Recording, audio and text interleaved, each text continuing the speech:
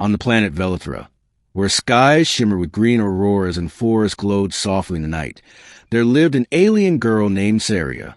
Her people, the Velithrians, were tall, graceful beings with iridescent skin that reflected the stars like flowing water. But unlike the others, Saria's beauty was often overshadowed by the sorrow of her condition. When she was only 6 cycles old, a catastrophic shuttle accident had left her spine crushed. From that day on, she could not walk.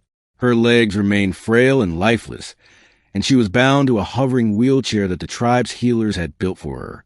For 10 long years, she lived like that, watching the others run across the crystalline fields, dance in the firelight festivals, and leap across the hovering stone bridges of Velithra.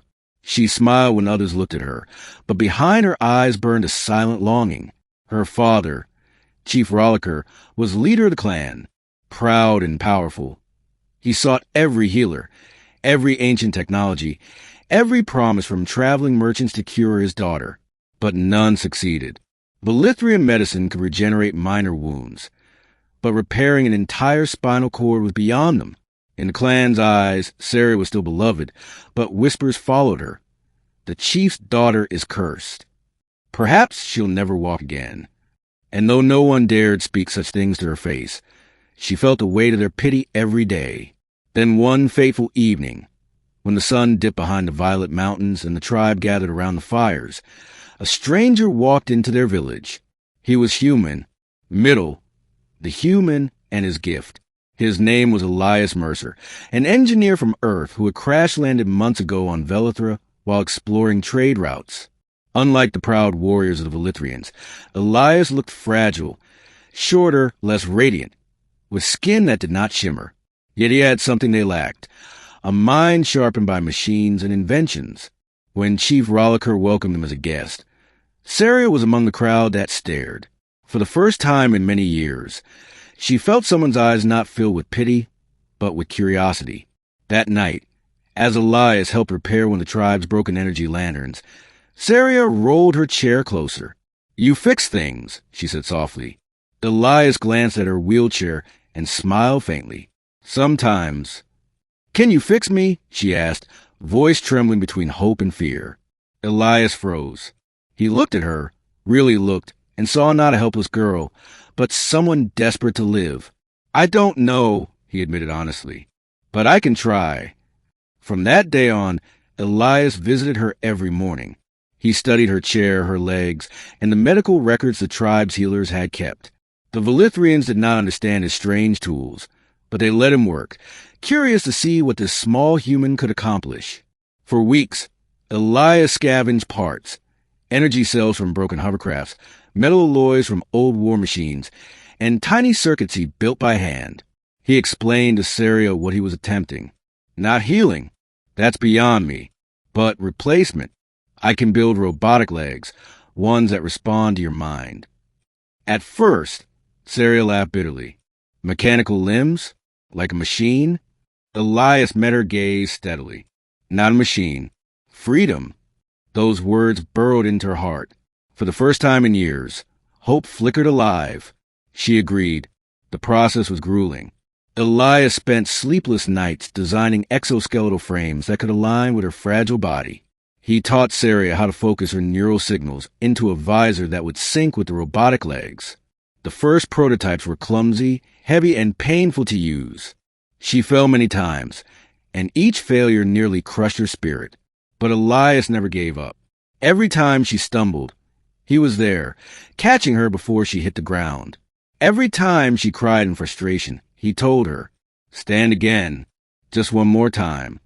And slowly, Saria learned to trust the machine. Step by shaky step, she began to move. Her clan gathered in awe the day she took 3 steps without her chair. To them, it was a miracle. To Saria, it was the first taste of freedom she thought lost forever. Rising tension, whispers of disapproval. Not everyone celebrated. Among the Velithrians, some elders muttered that it was unnatural. To replace her legs with human metal, it is an insult to the gods. Others whispered that Elias had enchanted her for his own gain. Chief Rollicker himself was torn. He loved his daughter and saw her joy, but he worried about her becoming dependent on alien machinery. What if it fails? What if she suffers more? He asked Elias. Elias answered with quiet conviction. Then I'll fix it, again and again, until it never fails her.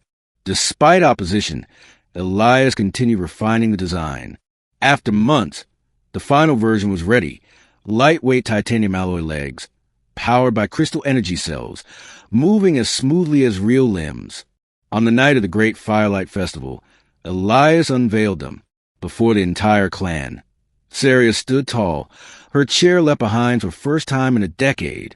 Music filled the air as she took her first confident steps, her dress swirling, her hair catching the light of the flames. She danced. The tribe gasped in awe as she spun gracefully, her robotic legs moving as though they had always belonged to her. For the first time in 10 years, Saria's laughter was free, unchained. Even her father could not hold back his tears. You have given me back my daughter, he said, placing a hand on Elias's shoulder. But peace never lasts long. Conflict, the raiders' attack.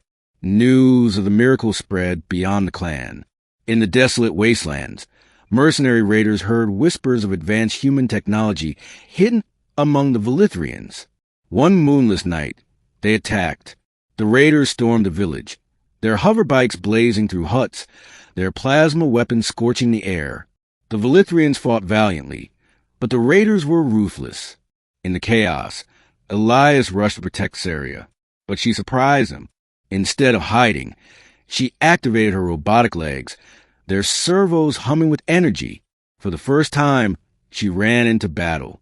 Her legs granted her speed and strength beyond ordinary Velithrians. She leapt over attackers, kicked weapons from their hands, and shielded children behind her. The clan stared in disbelief. This was the same girl who once could not stand, now fighting like a warrior. Elias fought too, using improvised weapons and quick thinking. Side by side, human and alien defended the village. Together, they turned the tide. When the last raider fell, silence swept across the battlefield. The Velithrians looked at Saria, not with pity, but with pride. She was no longer the chief's broken daughter. She was a warrior reborn, ending a new beginning. After the battle, the elders who once doubted her came forward, bowing their heads. We were wrong, they admitted. The machine has not cursed her. It has given her strength. Chief Rollicker embraced his daughter tightly. You are no longer bound, Saria. You can walk, run, and fight. You are whole again. Saria turned to Elias, tears glistening in her eyes. You didn't just give me legs, she whispered. You gave me back my life. The human smiled, exhaustion in his eyes but pride in his heart. No, Saria, you gave yourself your life back. I only built the tools. From that day forward, Saria became a symbol of hope for her people. She led young Velithrians in training, showing them that weakness could be turned into strength and that even broken bodies could rise again. And Elias? He remained by her side, not as a savior, but as a friend, an ally, and the one who believed in her when no one else dared.